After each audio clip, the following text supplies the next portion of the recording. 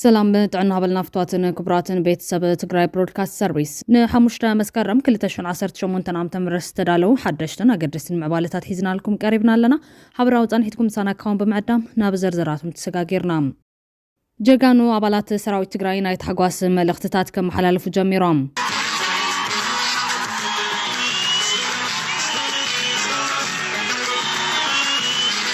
ስታሊን ገብረስላሴ ነዛራ ሚድያ ከቋርጾ ምዃኑ ምዝራቡ ንብዙሓት ኣሻቒሉሎም እቶም ዝተሻቐሉ ደገፍቲ ጥራሕ ዘይኮነስ እንኮላይ ብሓሳብ ዝፍለይዋ ኣካላት እውን እዮም ጉዳይ ትግራይ ዝምልከት ጥርዓን ናብ ሕብራት ሃገራትን ሕብረት ኣፍሪካን ቀሪቡሎም ብኻሊ ወገን ሕወሓት ህዝቢ ትግራይ ዓርሱን ንምድማይ ይሰርሕ ኣሎ ክብል ከሲሶም ኣብ ኢሮብ ዝካየድ ዘሎ ምልመላ ትሕቲ ዕድመ ህፃናት ብህፁፅ ዶ ክብል ተሓቲቶም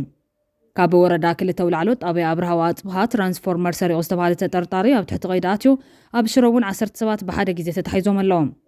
ኣብዚ ሰለስተ ዝተኻየደ መድረኽ ጽምዶ ልዕሊ 10,000 ሰብ ተረኺቡ ክብሉ ኣብቲ መድረኽ ዝተዓደሙ ተጋሩ ጽሒፎም ኣብይ ኣሕመድ ንኤርትራ ዝምልከት ሓድሽ ኮማንድ ፖስት ከም ዘጣየሸ ማዕኸናት ዜና ዓለም ይጽብጽቡ ኣለዋ ጉዳይ ዓሰብ ድኹምቲ ኤርትራ ብምፍጣር ተባሂሉ ብህግደፍ ዝተኣለመ ተንኮል ክብሉ ኤርትራውያን ገሊፆም ኣለዎም ኣብ መወዳእታ ስዑድ ዓረብ ኣብ ውሽጢ ሓደ ሰሙን ጥራሕ ልዕሊ 21,000 ዜጋታት ተወጻኢ ኣሲራ ኣላ ህዝቢ ትግራይ ዝኾነ ይኹን መንገዲ ውሽጢ ኣፈላላይ ይሃልዎ እምበር ኣፈላላይ ስለ ዘለዎ ተባሂሉ ናብ ነንባዕሉ ምቅታል ከኣቱ ዝኽእለሉ ወላ ሓንቲ ምኽንያት የለን ወላ ሓደ ምኽንያት የለን ንሓደ ናብ ወንበር ከውፅእ ንሓደ ካብ ወንበር ከደይብ ኢሉ ህይወቱ ክኸፍል ዝደሊ መንእሰይ የለን ናብ ኩናት ከኣቱ ዝደሊ ናብ ሕድሕድ ጎንፂ ከኣቱ ዝደሊ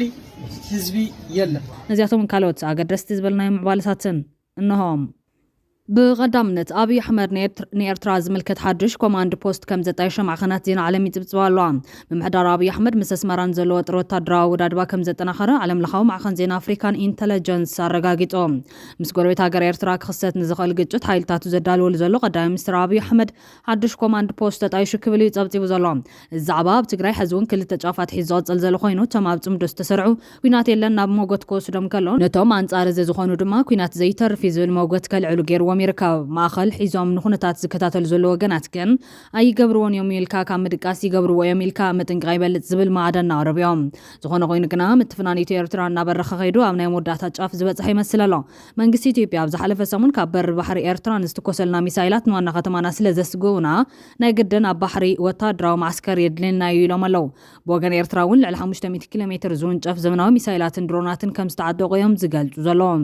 ብተወሳኺ ብወገን ኤርትራ ትግራይ ክትድሕን እትቐል ንኤርትራን ተደጊፋን ምስ ኤርትራን ተተሰሊፋን ጥራሕ እዩ ዝሕመረቱ መልእኽቲ እውን ሕሊፎም እዮም በኣንጻሩ ብወገን ብልጽግና እውን መራሕቲ ሰራዊት ትግራይ ንዑ ምስ ፌደራል ሰራዊት ኢትዮጵያ ተጸምቢርኩም ንጸላይኹም ሻዕብያ ጥፍእዎ ዝብል መልእኽቲ ከም ዝተላኸሎም ቅድሚ ሓደ ወርሒ ላዕለዎት መራሕቲ ሰራዊት ትግራይ ብተደጋጋሚ ሓቢሮምና እዮም ኣብዚ ሕዚ ሰዓት ብወገን መሪሕነት ትግራይ እንታይ ይበሃል ኣሎ እንታይ ይግበር ኣሎ 10 ግዜ ናብ ብልጽግና ዝመላለሱ ዘሎ መራሕቲ ትግራይ ይንገሩና ዝበለ ንኹነታት ትግራይ ሚዝያናዊ ኣረኣእያ ሒዙ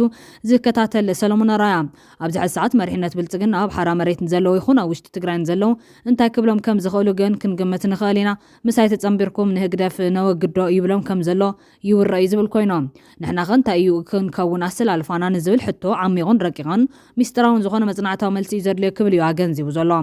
ናይ ትግራይ ምርጫ ግን ኣብ ሰለስተ ዝምቃል ብምባል ድማ ቀዳማይ ምስ ኤርትራ ተጸምቢርካ ንብልጽግና ምውጋ ካልኣይ ምስ ብልጽግና ተሰሊፍካ ንኤርትራ ምውጋ ሳልሳይ ኣብ በሊሕ መላፀ ረጊጽካ ዝመፀካ ምጽባይ ዝብሉ ኣማራፅታት ምህላዎም ኣዘኻኺሩሎም ወሲኹ ድማ ይበሎ ዳንበረት ዝብልዎ ዘለዎ ናይ ቃላት ፍኸራ ናብ ሙሉእ ኩናት ተቐይሩ ሓዲኦም እንተሲዕሮም ድሕሪ ውድቀት ኤርትራ ዕጫ ትግራይ እንታይ ክኸውን እዩ በኣንጻሩ ድሕሪ ውድቀት ብልጽግና ዕጫ ትግራይ እንታይ እዩ ክኸውን ዝብል ሕቶ ብምልዓል ኤርትራ ሙሉእ በሙሉእ ብብልጽግና እንተተሳዒራ መጻኢ ዕድል ህዝቢ ሰሜን ብሓፈሻ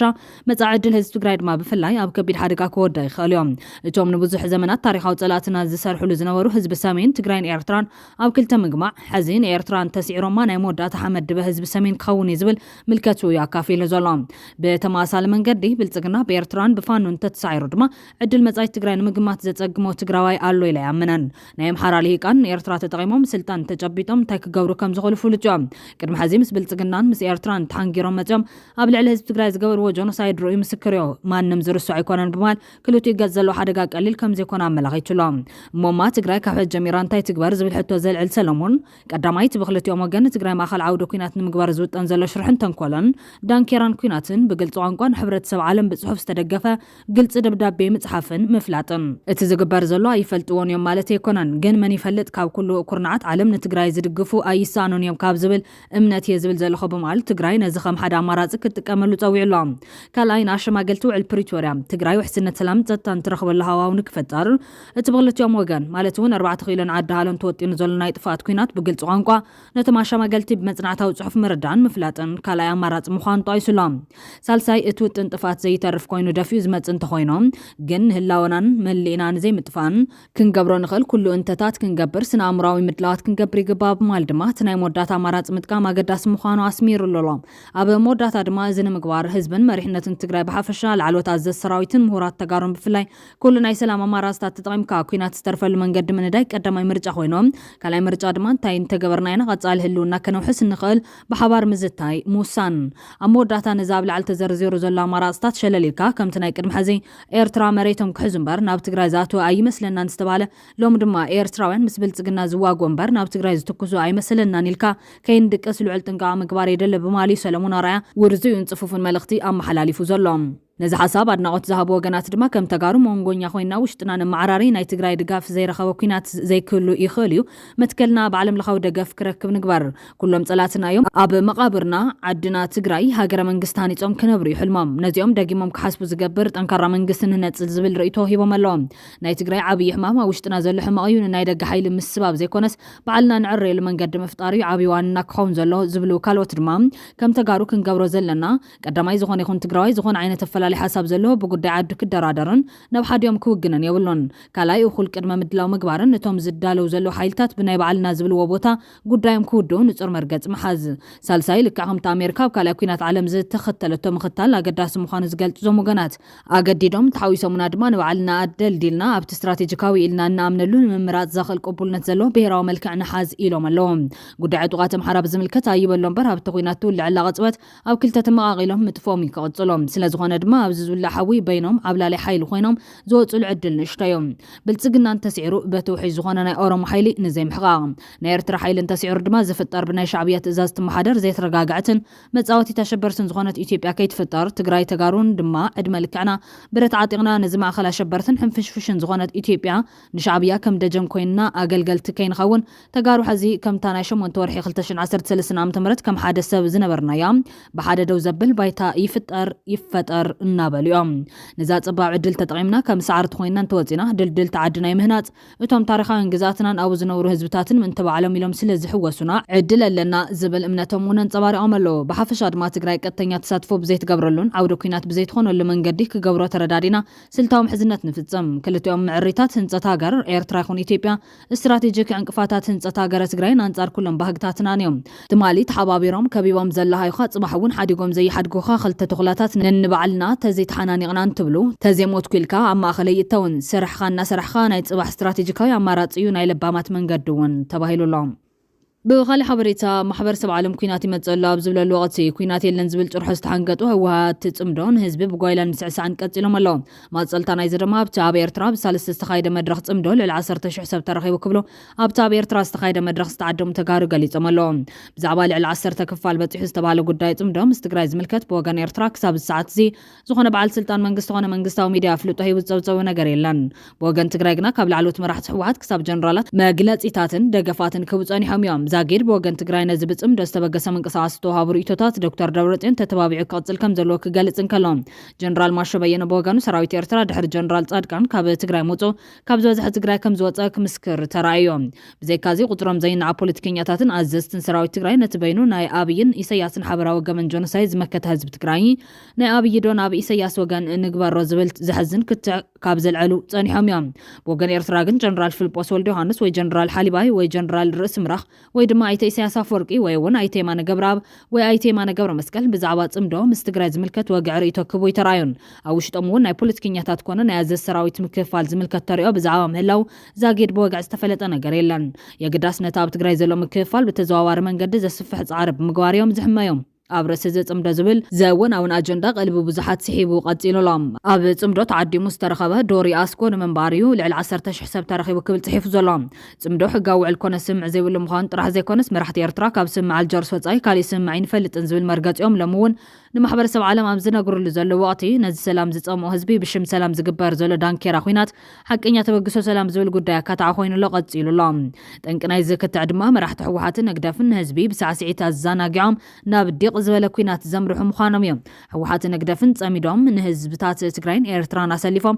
ንዳርጊ ስዒሮም ስልጣን ምስዓተሩ ነቲ ህዝቢ ከም ትሕዝ ዝገብርዎ ዘለዉ ጓይላን ዳንኬራን ኣብ ውሽጢ ዓድን ወፃን ኣካይዶም ብጽባሒቱ እቲ ህዝቢ ናብ ዘይተጸበየ ዘስካሕክሕ ኩናት ከም ዘተዎ ይርስዓን መርኣያ ናይዚ ስሙ ኤርትራዊ ድምፃዊ ታረቀ ተስፋ ህይወት ኣብ ዋሽንግተን ዲሲ 1986 ዓ.ም ተቋጻጽራ ገዝ ንዓን ናይ ትግራይ ዓዶ ያናይ እናበለ ክደርፍ ጸኒሑ ድሕሪ 2 ዓመታት ግን ሜጀር ጀነራል ሓየሎም መርኣያ ተቐቲሉ ካብ ቅትለት እቲ ጀነራል ድማ ድሕሪ 2 ዓመታት ድማ ብ1990 ተቋጻጽራ ገዝ ህዝብታትን ትግራይን ኤርትራ ዘይፈልጥዎ ኩናት ብህልኽ መራሕቶም ተወሊዑ ህልኽ ሕወሓትን ነግደፍን ብኣብይ ኣሕመድ ክሳብ ዝስበር ንልዕሊ 25 ዓመታት ከም ዝቐጸለ ይርስዓን ሽዑ ድሕሪ ጓይላን ዳንኬራን ሞት ልዕሊ 100,000 ወታደራትን ስደትን መከራን ክልቲኡ ህዝቢ ዝወለደ ምንባሩ ዝዝከር እዮም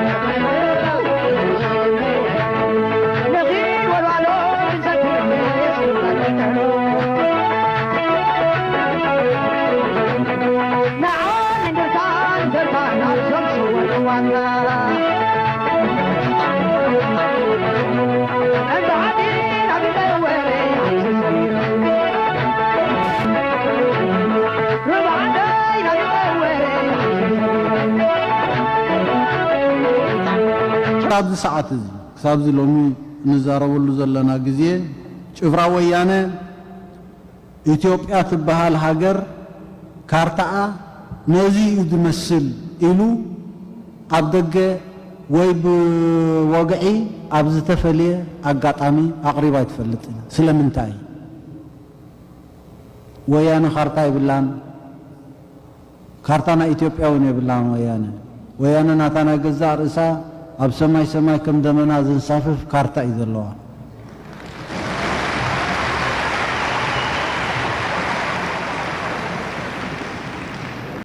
ይኹን እምበር ነዚ ናይ መራሕቲ ሕወሓትን ህግደፍን ህልኽ እትሓዝን ትግራይን ኤርትራን ናባሬ ዝወግእ ዘሎ ኣብይ ኣሕመድ ተጠቂሙሉ እዮም እቲ ሓዚ ንሳልሳይ ግዜ ናብ ጓይላን ዳንኬራን ዝዕደም ዘሎ ህዝቢ ቀዳማይ ጌጋ ምሂርዎት ድሕሪ 20 ዓመታት ዝመፀ ናይ ቅድሚ 7 ዓመት ዕርቀ ሰላም ሓቀኛ ክኸውን ክልቲኡ ህዝቢ ዘባስ ከም ዘይብሉ ዶብ ዝበሃል እውን መንቀል ባሱ ከም ዘይኮነ ዶብ በዓሉ ጨሪሑ ከም ዝፈልጦ ኣብ ተዋን በኣደባባይ ተሰሊፉ ይሓትት ምንባሩ ኣይርስዓን እንታይ ስለ ዝኾነ ትምቀልላ ትማሊ ኢሮቢና ሎሚ ኢሮቢና ኣብ ክልተይ ንምቀልን ወይ ወሲኖም ይሃቡና ወሲኖም ይግደፉና ቀይሕቲ ሕዋትና ረጊፅና መሬትና ንሰበድ እዚ ዝወፀት መግለፂ ብናልጀርስ ስምምዕነት መሰረት ውሳኔ ኮሚሽን ኢትዮ ኤርትራ ብዘይ ምንም ቅድመ ኩነት ተቀብልና ተግባራዊ ይግበር እዩ ክበሃል ዘሎ ኣብዛ ሃለ ይሃሉ ተደናጊፁ ሰንብዶ እዩ ማለት እቲ ህዚ ወፂኡ ዘሎ መግለፂ ትሕዝቶ እንታይ ዝብል ሎምሸት ብዶክተር ደብረጽዮን ምክትል ርእሰ ምምሕዳር ክልል ትግራይ መግለፂ ዝቀርብ እንትኸውን ኣባው እንድሕር ዘይንዓግብ ኮይና ኣባው ግልጽነት እንተዘይተፈጢሩ ከዓ ካብ ሚድያ ውፅኢልና ካብ ሰልፊ እውን ውፅኢልና መድረኻት እናፈጠርና ክንማየጠሉ ኢና ማለት ህዝቢ ኢሮብ ኣብ ክልተ ክምቀል ይምቀልን ዝብል ርግፀኛ ኣይኮንኩም ነገር ግን ዘይካ ሓደ ቅድመ ኩነት ሰላም ንቕበሎ ኢና ሻዕብያ ማለት መንግስቲ ኤርትራ ንቕበሎ ፀዋዒት ተገይረሎ ድሕሪ ፀዋዒት እዚ ሰሚዕ ህዝቢ በዲ መንደሩ በብገዝኡ ያውም በአርቴ ውሳኔው ሀባ አካል ዘወሰነው ይትግበር ስለዘሎ ሰክልተ ሰለስተ ንመቀለለና ይሉ በቢ መንደሩ በቢ በገዙ ክሳብዛ ለምዕለት በስልከ ይعرفናን እዝሕቶ ክንድመጸለና ይዙ ዘሎ نوزحت كحلة زبنات أما نم زين فلت ناو زين فلطيت سرودنا كم بها رسب قصالنتنا على حدا جاي تودقنا أي تبدل سلذي هزب زولا يدمت السمع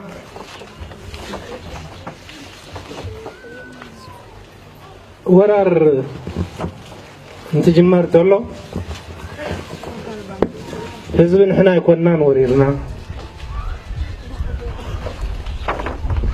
ابيت كريستياننا ام مسجدنا ابيت تمرتنا اب قراتنا اب غزانا اب لمعاتنا لنا بليتينا توريرنا ليت مستوررنا أبتوان نساب ليت تطفو ببرهان يرخبنا يومني أي رخبنا يومني لنا كابش عويا ملسا يرخبنا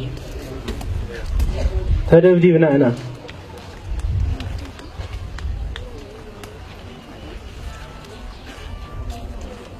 بهر سواء ومبتنا يكبر حزبينا تدبدي بناءنا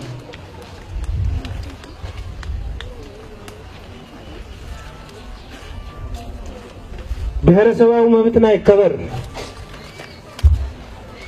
حزبينا فاحا يتبولنا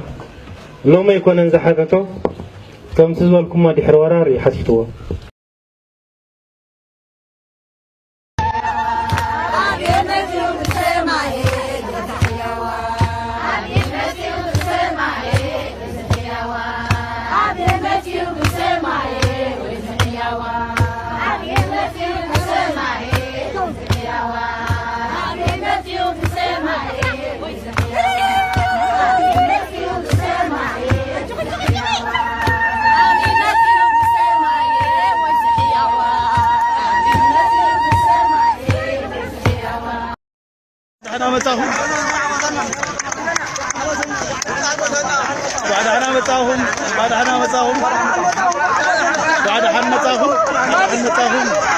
عسرت شمونتن قواصرا فرنجو ويد ما خلتشن عسرتن قواصرا غز غايلاند دانكيران ون خالي كوينات يدل سلازنبره سمع سينو كم سترف يرسان كموصيتون هقدف التوابعو قبل على تግራይ جونوسايد كفصم غيريوم هقدف بملس غيزين بهايله ماريام غيزين عرق تحاسيمو صنيحوم مخنياتو عرقن وعلا صره هلاو سلازنبرتن حوحات مطفات تግራይ مدمساس بوليسو بعرق سلازي تساخعن دحر هايله ماريام غنا صره تግራይ زغونه منغستي اب ኢትዮጵያ مصيلو مسحسبا عينو كحسه مسابي تعرقوم نمنتاي تግራይ نكطف بصاي سلازرخبا أبي نزاد ليت سياس بزقبا زتت عمل لاد ما يمثل نتوم نهجدف زي تشكن لبزنا ورا ما راح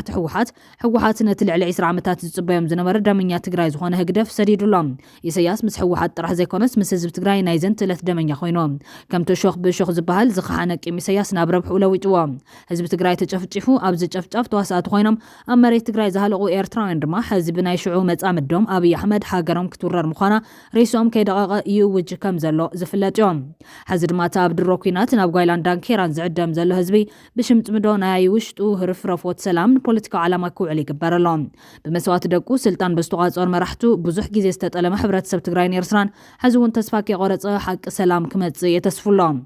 غوربت ابغراتي باس ابساري باس ابدراتي باس ابغزاي باس مጨረሻው ግን ፍቅርን ሽምግልናን ይመወዳታው ታሊ መወዳታ ይው ሁሉ እንተ ቀጽሉ ድምነትና ቀጸለ እንተ ዘይኮይኑ ካውልና ወለዶና ከደን ተኮይኑ ባር ምንም ዝተርፈ ነገር የለም ምንም ዝኸሰበ ነገር የለም በወለድና በወለድኹም ብሩባሓት ዓበይቲ ዝምሰል ምስላሎ ዓዲ ይሮብና ናይ ንጉሰ ይነብርና ናይ ሓወይ ይተርፈን ይው ናይ ሓው ኩሉ ግዜ ኣሕዋት ክሻዕ ዝኾንና ናና ኣይተርፍን نمسا ولدو زغريتا زي كنا حلفه أي قبال سلام كنجبر نسمع مع هنرادة ده زوم ህዝብታት ወትሩን ሰላም ዝምሩ ኮይኖም ብዝሐዝን መልክዑ ግን ብዘዕረፍቲ ብኩናት ዝተጎድዮም ነዘም ኣብ ዓድኻ ብዘይ ኩናት ብሰላም ምንባር እንታይ ምዃኑ ንምስትምቓር ዘይተዓደሉ ህዝብታት ዝመርሑ ፖለቲከኛታት በአንጻሩ ለዝብ ገዲፍካ ብኩናት ምስዓር ንዝብል ኣማራፂ ቀዳምነት ዝህቡ ብምዃኖም ዕላማ ዝፅምዶ ንኩናት ዝብል መጎት ቀፂሉሎም ኣብ ሳይንስ ኩናት ግና ንኩናት ምኹኒ ንምግባርን ህዝቢ ንኩናት ክዳሎ ንምንጋር ቀዲሙ ዝትግባር ናይ ፕሮፓጋንዳ ውግእ ኮይኑ ድሕሪ ፕሮፓጋንዳዊ ኩናት ድማ ወታደራዊ ውግእ ዝቕፅል ምዃኑ ብተደጋጋሚ ዝተረኣዩ ኣብ ዲቕ ዝበለ ፕሮፓጋንዳዊ ኩናት ዝርከብ ኣወል ግን ጽምዶን ሰላም እዩ ኩናት የለን ዝብል ዘሎ ቁጽሮም ዘይነዓቕ ኤርትራውያን እዚ ውግእ ኣይናትና እናበልዮም ብግልባጡ ድማ ብዙሓት ተጋሩ ንህግደፍ ክብሉ ክሞትሉ ከም ዝደልዩ እናገለጹ እዮም መራሓዊ ሓንቲ ናትካ ቢቶሲ ክተት ሰሚዐ ክተቱ ኢልካ أبينا خنكت أجي نزمن سي يتربشوا قدفو ميرك تورد لها كيت كورت اعتقد لها مش شعبك اعتقد لها كيت كورت نمتى يبز نزمن سي توارد والله متى يجيركم زمن سي نمن مريتو تحديقس هجي كده تقول مريتو كاي تحديقو هاجر كلا هاجر اسوي خلانتي هاجر مش ميري نعها جيم حدا قبل حجم مصيام بتاع هاجر مش هجين من اعتقد بلو هي ادي ارتراويت ما حصنا نكتسوا طريات ولدو هجي كتتو انت قبر من سي خطت بعلني زد فرقدلو وصايمر بعلو هجي حواتنا كيتو اتو خن بلوم حواتنا انا هجي كيتو خطو خن بلوم قدفواتي هاجر طرينا خن بلوم نمن كسوا هجي وصايا بقعلو جغا حواتنا دقدقات كسوا هجي بتاع هاجر انتي حسب بحر تبلو بحر تتكين قالت فلد يا ميرن ريغايت فلد انت بخالي وقال نابي روب زكاية زولم الملات حتى عد مزانات بهت صدو كل تحاتيتهم أبي روب زكاية زولم الملات حتى عد مزانات بهت صدو بيال كبلو تولتنا يتخ بهرا سب طعامو زسمع زلو غينا دك إيروب مزاينا نحلو كبلو عطنقوام نحبرت سب إيروبن فتوتون تساوعيت زغربو أزم وقنات إذا حد شعمت أبكر مبادل بسغتاك خبار يولون حدا زسكف تكبار نعزب لنا تحت عد مكاب قزوم توسيدهم ناو تادرام الملاي قدر لهم كدم غلت تسامون بزي من مقبلن أفلتو بيت سبن كاب طابع آراع تقافي فهم توسيدهم ناستات كل تسامون أبدوهان بيت ماسرت زركاو تحت عدما زركابوم هزاونتي نغازوم نكملسو كلنا عاويلنا دمصنا كنسمع نصوع كبلو غليصوم اللهم ازيب مسارت اغراو حق زي حقاوي طرح زي كونس بمورال ون زحت غبن زغونه ابل علي غزا حزبنا زفصم زلو غبنيوم درواب زحلفو غات ماليا زيبل هيوت سينا لنا بفلاي طابيانا كافتم امول تግራይ ዝበዝሐ ቁጥሪ ህይወት ዕሸላት ካብ ሳኑ ጣብያታት ኣብ ቅድሚት ትስራዕ ጣብያ ከም ሕብረተሰብ ኢሮብ ድማ ካብ ዝገበና ንላዕሊ ብዙሕ ዝኸሰርናን ዝሳናሉን ግዜ እዩ ከም ትግራይ ኮነ ኢሮብ ሓዚን ህፃናት ኣብ ውግእ ምእታው መጻይና ቢድና በخلت عيننا نارنا كم مطفى حلفنا منم كالين رخبلو ነገር የለን ኢሎም ኣለዎም ነፃውዒት ካብ ዘቀረቡ ሰባት ሓደ ተወላዲ ኢሮብ ቃል ኣብ ካሕሳይ ኮይኑ ነስተግባር ዝፍጽሙ ዘለው ደቂ ኢሮብ እቲ ዝፈጽምዎ ዘለው ገበን ክርዶሎም ነስተግባር ብውልቆም ጥራሕ ዘይኮነስ ተሓተት ኮኑ ናይ ሓደ ሙሉ ህዝብን ናይ ሙሉ ታሪኽን ሓላፍነት ተሸኪሞም ዘጥፉ ዘለው ህይወት ዕሸላት ክሳብ ውልድ ወለዶ ክሕተትሉ ምዃኖም በህዚ ኣስሚርና ክንነግሮም ይግባ ክብላ ጠንቂሎም ቃል ኣብ ካሕሳይ ወሲኹ ንህፃናት ንውገብ ብምስልጣንን ኣብ ኩናት ብመላቕን ማሕበረሰብና ንረብሖ ጥር ትብል ነገር ከም ዘይለን ዝሓልፉ 50 ዓመታት ዝራናይን ሰሚዕናዩን ሓቂዮም ድቃ ዝሃበት ዓድን ግን መመሊሳ ተጠሊማ እምበር ኣይተመሓየሸትን ካብ ዝሓሊፉ ከም ዝኣመሰለ ተግባራት ኣብ ንሕንሕድና ይፅላለና ምፍልላይ ይዘርእ ንወለዶታት ድማ ንፅል ዝፈርድ ስለ ዝኾነ ጠጠው ይበል ዓገብ ንብለለና ኢሉሎም ንሕና ከም ሕብረተሰብ ሕዚ ድምፅና ኣቢልና ከነስምዕ ኣለና ደቅና ክንከላኸልን መጻይና ክንሕሉን ኩላትና ግዴታ ኣለና ስቕታት ሓባበርቲ ይገብረና እምበር ኣየድሕነናን እዝናራናን እናሰማዕናን ሱቀይ ንብለን برته الكتنا أينخون زبالو زم وجنات نهلونا نادون بل نمثلنا عويلنا نزارب دك يرب كاب حلوف نمهار حلوف يأخلنا نبل يحواتنا فتحوام ناول الدم لسوام كبل تسوي علام زوم تحت عد مزانات من كم زقففهم جناين تزران أبون بار ديمقراطية بارتي عاصم بخوينو نوحوان تنحى أيتدوراس كرم أبير ترى عصرت حساب كم استعكب بزقلة على من قدي بزعوات أبي ربي فت أمل استبها لقفة تحت عد مجان زبالونا جريلان بخالي زينا كابورة دخلت والعلو طابع برهوات بها ترانسفورمر سرق استبالة تطرطاري أو تحت قيداتهم التنبرات هزبي بمكحال استطرطارة والكسب بجاقانهم حاورة كتما وغرا بتحت قيد ذاته غينهم نتنبرات بباجاج حيزون أو كتما وغرا كاتو كبلي أو كود صروعيلو تباهيل زلام تمالون بتماسال من قدي بستود بملكوع بغاتري أو كتما شرن راس اللاسة زحلف سب موبايل جنزب كخاطرو كبلو تمال 4 مسكرم كلتشن 10 شمترام تمرت كتر ساعات 5 فران نحن قال موبايل كحدقو بهزبن ጸጥታና አካላት ዝተሓዙ ከም ዘለዉ ክግለጽ ጸኒሕዮም እቶም ብገበን ተጠርጢሮም ኣብ ትሕቲ ቀይዲ ዝኣተዉ ውልቀሰባት ቀዳማይ ቢንያም ኪዱ ገብረስላሴ ካልኣይ ተኽሊት ገብረ ሐዋርያ ገሰሰው ሳልሳይ ሮቤል ጹሪ ግዳይ ራብዓይ በሪህ ወሉ ተኽሉ ሓምሻይ አሸናፊ ሃይለ ተለንጨል ሳልሻይ ገብረ መድህን ፍሳ አረጋይ ሻውዓይ ሰዓረ ገብረ ህይወት ወልደ ማርያም ሻምናይ ገብረ ህይወት ገብረ ሐዋርያ ገሰሰው ታሽዓይ ክብሮም ጉዕሽ በየነ ዓስራይ ዘመን ተኽለ ማርያም ክንፈስ ተባሃሉ ከተርቲ ተወዲቦም ክሰርቁ ዝተሓዙ ከም ዘለዉ ይዝግለጽ ዘሎ ኣብ ትግራይ ሰራቅትን ኣብ ሕጊ ናይ ምቕራብ ወፍሪ ካሊእ እዋን ዝተፈለየ ዝመስል ምንቅስቃስ ዝተጀመረ ኮይኑ ነዚ ወፍሪ ዛብያት ፍርዲ ጎቦ ቅፅዓት ብምሃብ ሓገዝቲ ክኾኑ ትፅቢት ይግበረሎም ኣሎ سعود عرب وشت حدا سمون طرح لعل 21 شح زيغاتات وصاي اسيرام اتوم استتحاز زيغاتات وصاي ناي منبرين اي سرح بوتان دحنت انتحسوم استرخاو يوم يلالا كابتوم استتحاز سبات 10 سبات منبر فار زي بلوم 4 حدا 298 سبات دنبر تحسوم كاتو استرخابو 4 حدا 286 سبات دما بسرح قداي استتحاز ببوليس تاغر تتحيزوم مهلاوم تحبيرولوم بزا قاطامي املع سعودي زلخم احاتن حواتن لعل تنقاك تقبرون نهيوتكم او حدقا كاب زودو كنتات كتنقعون لبوا قريب لكم اللهم ناب كالي حبرتات سقاقيرنا حوحات هزب تقري عرسون مدماي يسرح لك بالكاسيسوم منقستي تيبي عدمازاتو وعل قلنا ونزيفو تقري أبزهوخون موت سغاين هزبنا أبزنا وحنا أجنداتات تتأميدو أبلع لهزبنا تدرر بدلي فتزمن لزبال حوحات مسقالت ألامات زبالو ماكالات بمودادون هزب تقري عرسون نمدماي نمهواخن عطوقاتا مودابن معتاقن يركابيلو حوحات هزب تقري كدامت عرتات يقبر كمزلون فلما وان زامن حوحات لعلوت مرحتو هزب تقري نوانبر كبهال هيوتو كغفل زدال من سيلن نابل صنيحهم أموداتا قنا مناسي تقراي نوانبر كبهال مقتال أب جمر الوقت يوم هزب تقراي زخون يكون من قد دوشت أفلالاي يحلو وانبر أفلالاي سلزلو وتباهيلو نامن النوعلو مقتال كأبتو زخلالو ولا حنت مخنيات يلا ولا حدا مخنيات يلا نحدا نوانبر كوتس نحدا نوانبر كديبيلو هو تخفل زدال من سيلن ناوكينات كأبتو زدالي ناب حد قونص خاطو زدلي حزبي يلا እቲ ናይ ሕዚ መግለጽ ግና ህዝቢ ትግራይ ኣብ ጎን ሕወሓት ንምስላፍ ዝዓለመ መድረኻት ወፍሪ ብሄራዊ ሓድነት ኣብ ምክያድ ከም ዝርከቡ ነፍለጦሎም ኣብዚ መግለጽ ተደሪኾም ገሮ መልሲ ዝሃቡ ኣካላት ግና መንእሰይ ትግራይ ይኹን ህዝቢ ሕድሕዱ ክቃተል ዝደሊ ዘየለና ሃለወ ብሰንኪ ወንበር ወይ ሞት ዝብል ፖለቲከኛታት ግና እንታይ ተሪፉ እዩ ህዝቢ ክኸፍሎ ዘይግባእ ዋጋ ይኸፍል ኣሎ ሓድነቱ እውን ይበታተን ኣሎ ክብሉ ወቂሶም ኣለዎም ብፍላይ ምስቲ ኣብይ ኣሕመድ ንፖለቲካዊ ዓላማ ክጥቀመሉ ይኽእል እዩ ዝብልዎ ንርሱ ሓይሊ ሰላም ትግራይ ዝብል ዕጡቕ ሓቀኛ عرقن سلام انتزي تغيرو صعبين حدغنيا مخانم زغلصو زلوم نايفانون عطوق سلامنا قاوم ملكيتهم حساوم زكافلو زموغنات بباريون ودادبون زفلو على كونت خونه بتوريو غن زمساسل حيلي امونغو سب حرا مريتن فانون الله يزبل خوينام كمي كم زمساسلون تغلصو دما امونغو تግራይን ፌደራል መንግስትን ውግን ትጅመር ናይቲ መንግስቲ ዘይሱሩ ሓጋዝ ዝነበረ ምትኻብ መናእስያ አምሓራ ማለት እውን ፋኖ ውግ ምስተወልዐ በዓል ጠመንጃ ኮይኑ ተሓዊሶም እቲ ገዛው ድባ አምሓራ ባዴን ጥራሕ ዝከይኮነስ ካልኦት እውን ናህና ይክብሉ ወፈቲኖም እቶም መራርሓ ተዋምቱ ድባት ታሲሮም ፋኖ ምስ መንግስቲ ጥራሕ ወጊኑ ክዋጋ ተደለየ كيج وتفرحم وشت فخم زول زنبره كوينات ون استلمامد حيلي وعلى بريتوريان تفرم كاو غزات تግራይ ዝተቆረሰ ግዛት ከረክብዎ ይኽእል እዮም ብዝብል ጥርጣረ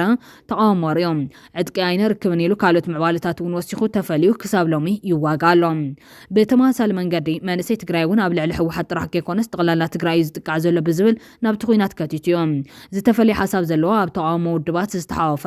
ካድሪ ሕወሓት ኩሉ ብሓደ ነይሮም እዚ ኩሉ ከምቶም ፋኖ ብልምድ ኩናት ዝሓለፈ እዮም ዓርሰ እምነት قبولنتن معرقن بخينات نزمزن حوحات تماسال حيل مسؤ معرنات فترة صنحيوم اوشت حوحات مفنجان تقاطم كالوتون استطرعمت صنح فلاليات بدلن كاوشتم حيزوم زصنحوم حتى محدران فلالاي بوليتيكا فتزلوم كم فيدرال منغستن امحران فانو عدكو كفتح لويلم ابزوسنو الاوان تقليلون اب كالي قال سزاتو ناي تግራይ ድማ ኮርን ልዕሊ ኮርን ዝበሃሉ ወታደራዊ ግዛት ትግራይ ንበይኖም ክብሕቶም ስልጣን ሓደ ገዛ ውድብ ክሕሉ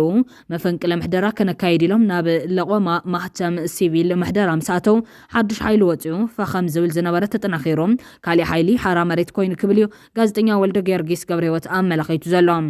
ወሲኹ ድማ ዕላማታቶም ኣወዳድቦምን ተቃውሞም መሰረት ዝኾነ ነገር ዝፈላለ እኳ እንትኾና እቶም ሓይልታት ሰላም ትግራይ ማለት እውን ሓራ መሬት ንፋኖ ዘመሳስሎም ግን ኣሎ ክልቲኦም ኣካል እቲ ውግእ ዝነበሩ እቶም ናይ ትግራይ ድማ ከም ፋኖ ናይ ደጋፍነት እንተይኮነስ ብዝለዓለ ደረጃ ሰዋና ተመኸተ ዝነበሩ ምዃኖም እዮም እዚ ንፋለጢና ዝብል ዓርሰ እምነት ዝህቦም እዮም ኣብቲ ጸላይና ዝብልዎ ኔትወርክ ምፍጣር ዝኽእሉ ጣዕሚ ንዕረን ስልጣን ብቐረባ ዘሽትቱ መን እዮም ንሶም ዝብል ንህልኽ ዝኸውን ብቑዕ ስምዒት ዘለዎም እዮም እዚ ነቲ ባእሲ ከቢድ ይገብሮ ዝብል ኮይኖም ከምቲ በፕሮፓጋንዳ መንግስት ፌደራል ኮነ ተባሂሉ ቤት ጽሕፈት ሕወሓት ዘናእስዎ ዘናዓቕዎ ይኮነን ኣብ ስልጣን ተሓዊሶም ዘይፈልጡ ጠመንጃ ልዒሎም ዘይፈልጡ ሓይልታት ተቃውሞም ሰላማዊ ሰልፊ ጸዊዖም ኢሉ ዝርዕድ መንግስቲ ምስኡ ዝነበሩ ከምኡ ዝሰልጠኑ ውሽጡ ክፈልጡ ዝኽእሉ ሰባት ኣንጻሩ በታ ዝፈልጣ ኣፈሙዝ እንትመጽዎም ኣዝዩ ዝድንግጽን ዝፈርሕን እቲ ምንዓቕ ፕሮፓጋንዳዊ ሓቂ ይኮነን ህዝቢ ክንዕቆም ከይድግፎም ካብ ዝብል ስልቲ ቃልሲ ዝግበር እዮም ከምዚ ዓይነት ኣፈላላይን ግርጭትን ድማ በትሕዚ ዝኸድዎ ዘለዎ ዓይነት ንዕቐትን ስኑዕ ፕሮፓጋንዳን ኣይፍታሕን ደርግን ሕወሓት ክንደይ ናይ ንዕቐት ፕሮፓጋንዳ ይዝርግሐሎም ከም ዝነበረ ታሪክ ዘዘኻኽረና እዩ ብማል ድማ ካሊእ ዝሓሸ መንገዲ ኣልሹ ክብል እዩ ሚዒዱ ዘሎ ብኻሊእ ዜና ተስፋ ዝህብ ዜና ዝሰምዑ ጀጋኑ ኣባላት ሰራዊት ትግራይ ናይ ተሓጓስ መልእኽትታት ከመሓላልፉ ጀሚሮም ብ240 ሚልዮን ብር 400 ውጋእ ተጋደልቲ ወፍሪ ምንዋሕን ዳግመ ህንፀትን መሓውር ክካየድ ምዃኑ ዝገልጽ ሓበሬታ ተስፋ ብዙሓት ዓለም ሊሙሎም እቲ ወፍሪ ምንዋሕን ዳግመ ህንፀትን መሓውር ተጋደልቲ ብምትሕባር ኮሚሽን ሓርበኛታት ትግራይን ምስ ማእኸል ጥዕና ሰራዊት ትግራይን ዝካየዱ እዮም ድሕሪ ውዕሊ ፕሪቶርያ ክሳብ ነሓሴ 2017 ዓ.ም ብምትሕባር ማእኸል ጥዕና ሰራዊት ትግራይ ኮሚሽን ሓርበኛታት ትግራይን ዝተፈላለዩ ጥዕና ትካላትን ብስፔሻሊስት ሓኻይምን ልዕሊዮን 13482 ውጋእ ተጋደልቲ ብወፍሪ ሕክምናዊ መጥባሕቲ ከም ዝተገበረሎም ተገሊጾም ጀጋኑ ውጋእ ተጋደልቲ ትግራይ ምሕካምን ጎቦ ክትትል ክረኽቡ ምግባርን ዋኒን መንግስቲ ገበርቲ ሰናይ ትካላትን ኩሉ ትግራዋይን ምዃኑ ፕሬዚደንት ጊዜያዊ ምሕዳር ትግራይ ሌተናል ጀነራል ታደሰ ወረደ ገሊጹሎም እቲ ዝኸፍአ ነገር ውግኣት ክትሕክም ዘይምኽኣል ብማል ውዕሊ ፕሪቶርያ ካብ ዝፍረም ኣስታት 3 ዓመት ዋላ እኳ እንተቆፀረ ክሳብ ሕዚ ዝተሰርሐ ግን ኣብዚ እቶ ዝበሃል ኣይኮነን ኢሎም ፖለቲካዊ ቅልውላው ትግራይ ኣብ ምሕካም ውግኣት ሓርበኛታት ተጋደልቲ ፀገም ከም ዝፈጠረ እውን ኣሚኑ እዮም ግልጋሎት ሕክምና ዝረኸቡ ውሱናት ተጋደልቲ ምህላዎም ብምሕባር ዝተረፉ ውግኣት ክሳብ መወዳእታ ዘድልዮም ክትትልን ሕክምናን ምምላእ የድልዩ ኣሎም ኣዛዚ ማእኸል ጥዕና ሰራዊት ትግራይ ተጋዳላይ ካሕሳይ ኣብርሃ ወዲ ገቲራ እቲ ወፍሪ ካብ ሃገር هند ናይ ዓጽሚ ሕክምና ፕሮፌሰር ብምጻን ኣብ ሃገር ህንድ ብሕክምና ዓጽሚ ዝተሰልጠኑ ሰለስተ ሰብ ሞያ ተጋሩን ዝወሃብ ምዃኑ ብምግላጽ ለይትን ቀትርን ኢልና ነዊሕ ዝተጸበናዮ መጥባሕቲ ዘድልዮም ተሓከምቲ ንምሕካም ክንረባረብ ኢና ኢሎም ብፍላይ እቲ ሕክምና ብተጋሩ ሰብ ሞያ ኣብ ትግራይ ክዋ ምጅማሩን ጀጋኑ ኣባላት ሰራዊት ትግራይ ዓብይ ብስራት ኮይኑሎም በዚ ብስራት ከም ዝተሓጎሰ ዝገልጽ ሓደ ካብ ጀጋኑ ሓይልታት ምክልኻል ትግራይን ሕዚ ወናኒ ኣሞራ ሚድያን ዝኾነ ጋዜጠኛ ተኽለወይኒ ኪዳነ ተስፋለኒ ኣነ እውን ክሕከም ክብል ክሳብ ሕዚ ሓቢይ ወጸንሐ ውሽጣዊ ቃንዙን ህዝቢ ወጋዑ ገይሩሎም እቲ ተባዕ ተጋዳላይን ህርኩት ጋዜጠኛን ሎሚ ኣብ ዘርኩ ሓበሬታ እዚ ናይ ተጋደልቲ ሕክምና ብትኽክል ተግባራዊ ተኾይኑ ኣነ እውን እቲ 3.5 ሴንት ዝሓፀረ እግረ እሞ ድማ ክሳብ ሕዚ ዓጽምን ከይተራኸበ ብሓጺን ተገጢመሉ ዝጓዓዝ ዘለኹ ኣብ ኩርናዕ ኢደይ ተሰኪዑ ዘሎ ልዕሊ 10 ስኳጆ ሕክምና ተገይርለይ ከም ልበይ ክንቀሳቐስ ተስፋለኒ ብማል ኩነታት ጥዕኑን ፈለማዋን ወጋዑ ገይሩሎም እዚ ሕቡእ ቃንዛ ናይ ብዙሓት ጀጋኑ ተጋደልቲ ቃንዛ ዝውክል እዮም እዚ ቃንዛ እዚ ክሓዊ ድማ ኩሉ ትግራዋይ ብዘይ ኣፈላላይ ክረባረበሉ ዝግባእ ሰብኣውነት ዝሓትት ተግባር እዮም ልዑል ክብሪ ነቶም ንህዝቢ ትግራይ ካብ ጽንተት ዘትረፉ ጀጋኑ ተጋደልቲ ሕውየት ነቶም ክሳብ ሕዚ ኣብ ቃንዛ ዘለው ጀጋኑ ድማ ንምነም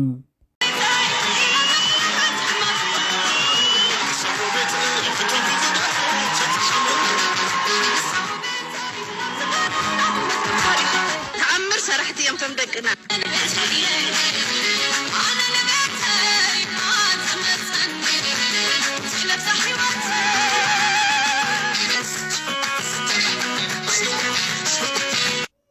ጉዳይ ትግራይ ዝምልከት ጥርዓን ናብ ሕብራት ሃገራትን ሕብረት አፍሪካን ቀሪቦም ዓለም ለኸ ማሕበር ምሁራትን ሰማን ተጋሩን ጊዜያዊ ምሕዳር ዝወቅስ ጥርዓን ናብ ሕብረት አፍሪካን ወዲ ሕብራት ሃገራትን ቀሪቦም ብጀነራል ታደሰ ወረደ ዝምራሕ ጊዜያዊ ምሕዳር ትግራይን ኣብ ረብሓ ፀቢብ ጉጅለ ክብል ዝገለጾ ክፋል ውድብ ሕወሓት ከም ዝወረደ ከሲሶም ዓለም ለኸ ማሕበር ምሁራትን ሰማን ተጋሩ እቲ ወታደራዊ ዘስት ዝድገፍ ዝበሎ ጊዜያዊ ምሕዳር ድሕሪ ኣብ መጋቢት 2025 በወታደራዊ ፀቕጢ ዝተኣለየ ሲቪላዊ ምሕዳር ኣብ ትግራይ ይፍጸመሎ ዝበሎ ከቢድ ገሰት ሰብኣዊ መሰላት ዝጠቅስ መጠንቀቕታ ዝምልከት ዝምልከት ናብ ዓለም ለኸ ኣካላት ህጹጽ ጻውዒት ኣቕሪቡላ እቲ ማሕበር ንቤት ምክሪ ሰብኣዊ መሰላት ሕቡራት ሃገራት ቤት ጽሕፈት ላዕለዋይ ኮሚሽነር ሰብኣዊ መሰላት ኣብ ኣዲስ ኣበባ ዝርከቡ ዲፕሎማስያዊ ተልእኾታት ኮሚሽን ሰብኣውን ህዝብታትን መሰላት ሕብረት ኣፍሪካን ትካላት ሰብኣዊ መሰላትን ኣብ ዝለኣኾ ደብዳበ ኩነታት ሰብኣዊ መሰላት ኣብ ትግራይ ሕዚ ኣብ ሓደገኛ ኩነታት በፂሑ ኣሎ ኢሎም ብመሰረት ጸብጻብ JSTS ብፕረዚደንት ጀነራል ታደሰ ወረደ ዝምራሕ ጊዜያዊ ምሕዳር ትግራይ ኣብ ኢድ ውሕዳት ክፋላት ውድብ ሕወሓት ወዲቑ ንጸቢ ፖለቲካዊ ዓላማ ይውዕል ኣሎ ዝበለ ኮይኖም ነቲ ፕረዚደንት እውን ናብ ተራት ሓላዊ ውሕዳት ኣውሪድዎ ኣሎ እቲ ሕዚ ናብ ጸቢ ጉጅለ ወዲቑ ዝተባሃለ ጊዜያዊ ምሕዳር ነታ ቀዲሞ ኣብ ትሕቲ ፕረዚደንት ነበር ጌታቸው ረዳ ዝነበረ ዕድል ሓዊሱ ናጽነት ሚድያ ናጻ ምንቅስቓስ ፖለቲካዊ ተሳትፎ ብኸቢድ ንድሕሪት መሊስዎ ኢሎም እቲ ደብዳበ መላዶ ትግራይ ዞዋዶ ምብራቕ ዞባ ምብራቕ ተንቤን ሰሜናዊ ምዕራብ ትግራይን ሰፊሕ ግሰት ከም ዝተፈጸመ ዝገልጽ እዮም እዚኣቶም ድማ ምጭዋይ ካብ ፍርዲ ወፃእ ምቕታል ባህበ ተረኸበ ምሳር ካብ ስልጣን ብዘይሕጋዊ መንገዲ መላይ ምፍርራሕ ራዕዲ ከምኡውን ርእሰ ምሕዳር ምዕፋን ይጠቓለሉ ኢሎም ማሕበር ምሁራትን ሰሙያን ትግራይ ወሲኹ ብተወሳኺ ኣገዳዲ ፖለቲካዊ ካብ ስራሕ ምብራር ሰራሕተኛ መንግስቲ ምዕፋን ተቃውሞ ከምኡውን ብወታደራዊ ሓይልታት ዝግበር ገደብ ምንቅስቓስ ጠቒሶም እቲ ማሕበር ንሰበስልጣን ትግራይ ብሰፊሕ ምዝማት መሬት ዘይሕጋዊ ዕደና ወርቂ ዘይሕጋዊ ንግዲ ዘይሕጋዊ ምስካር ደቂ ሰባትን ምጥፋእ ጸጋታት ህዝብን ከሲሶም እዚ ጥሕሰት ልዕልና ሕጊ ዘዳኽም ፖለቲካዊ ኣፈላላይ ዘዕምቕ ዘይምርግጋዕ ዘጋድድ ኣብ ልዕሊ ህዝቢ ትግራይ ከቢድን ሰፊሕን ስቓይ ዘውርድ ይብል እቲ ደብዳበ ማሕበር ምሁራትን ሰሙያን ትግራይ ኣህጉራውያን ትካላት ነቲ ዝቐጽል ዘሎ ግህሰት ሰብኣዊ ምስላት ብቕፅበትን ብግልጽን ክኾንንዎ ናጻ ምርመራ ክካየድ ጸቕጢ ክገብሩን እቲ ጊዜያዊ ምሕዳር ወታደራዊ ሓይሊ ተጠቒሙ ንሲቪላት ከይጭፍልቕን ክኽልክሉ ተሓሳሲቦም እቲ ማሕበራዊ መወዳእታ ሰብኣዊ መሰላት ንምሕላው ተሓታትነት ንምድንፋዕ ኣብ ትግራይ ሰላም ምርግጋዕ ንምሓዝ ሓበሬታ ንምሃብን ምስ ዓለም ለኻዊ ትካላት ንምትሕባርን ድሉው ምዃኑ ገሊጹሎም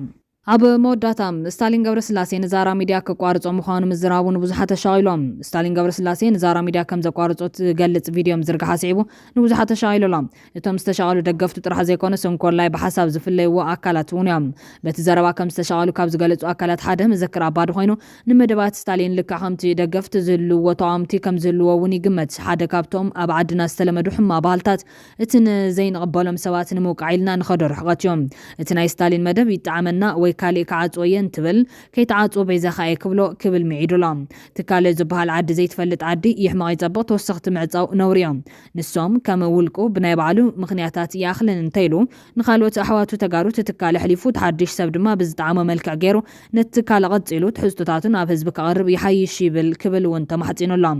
ስታሊን ሓውና ትብሎ ዘለኻ ናይ እማን እንተኾይኑ ነቲ ጀመርካዮ ሚድያ ካልኦት መናእሰይ ካባኻ ትችቦ ተቐቢሎም ብስራሕቶም ነቲ ሓዊ ከም ዘይጠፍእ ቃለሱ እምበር ትግራይ ክንደይ ትካላት ዓንዮም ዋናሃለው ተወሰኽትን ትግራይ ክጠቕሙ ዝኽእሉ ትካላት ብምውሳኽ ብጌጋ መደባትካ ኣይትኸንበት ናብ ክሰርሑ ጎበዛት እዮም ትብሎም ምንም ሹም ዛራ ሚድያ ብዘይምጥና ኢልካ ተሓስቦ መጠን ከፀውዑ እዮም ንትብሎም መናእሰይ ኣመሓላልፎ ክብል እዩ ገሊጹ ዘሎም ስታሊን ገብረስላሴ ነቲ ቻናል ሙሉእ ዘይኮነስ ብሳተላይት ምቕራብ ከቋርጾ ምዃኑ እዩ ገሊጹ ዘሎም ኣብ መኸት ትግራይ ኣብ መኸት ከም ዘላ ረሲዑና ሚድያታት ትግራይ ኣነ እውን በደንብ ገና ተዛሪብና ለኸንከይድ ኣብ ቀረባ ሳተላይት ወስለ ዘቋርጾ أنا قارئ إن هذا ميديا.